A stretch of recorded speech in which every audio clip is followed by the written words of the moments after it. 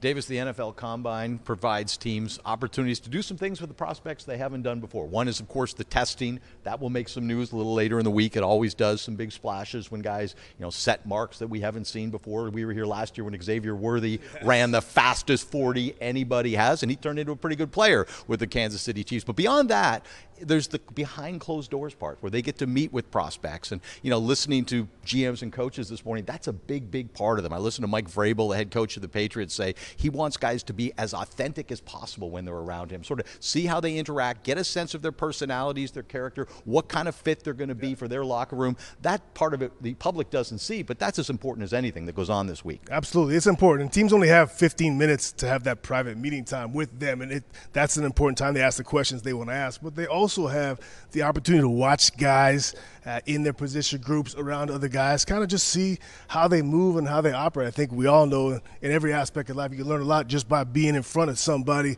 And you mentioned one of the GMs talking about red flags, and this also being an opportunity if you had some red flags on a player, whether it was, questions you want to ask him because of a red flag, or maybe something you saw on film that now you're in person, you can see and check out that red flag a little bit further. That's also a huge part of this whole week. Yeah, and a lot of debates about how much the testing really matters. As one GM put it this morning, he says it basically validates what you saw on tape when you're talking about a player's physical skills when you watch him go through the different drills. Yeah, and let me add to that. Terry Fontenot, we just heard him talk to the Atlanta Falcons GM.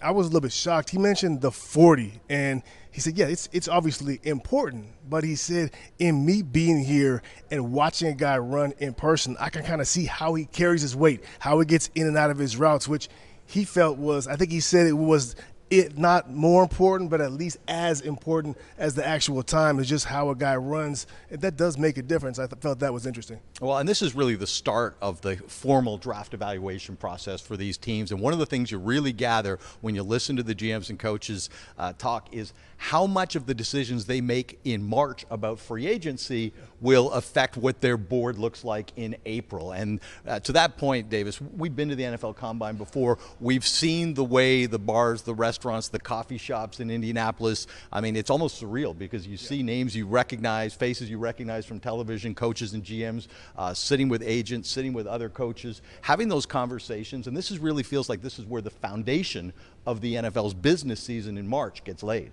It absolutely is. You walk into any restaurant, lobby, coffee shop, and there's whoever at every NFL team in these rooms having these conversations. So yes, right now there's so many chats about free agency. All this stuff will impact the draft, movements within the draft, and these conversations are being had all week long. And that's where, that's where we get a lot of our information, having these conversations. We had some of them last night, and they'll be here all week.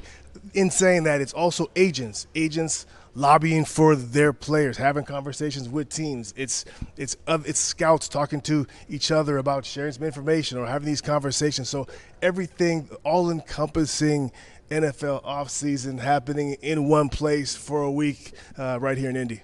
And, of course, the other thing we do when we're at the Combine is focus on the Canadian players. There are fewer of them than we're used to. Just two of them are here this week, and they're going to do their testing a little later in the week. One of them, the receiver from Stanford, Alec Ayamanar from Medicine Hat, Alberta. Yes, who you might have heard of a guy named Deion Sanders and the Colorado Buffaloes.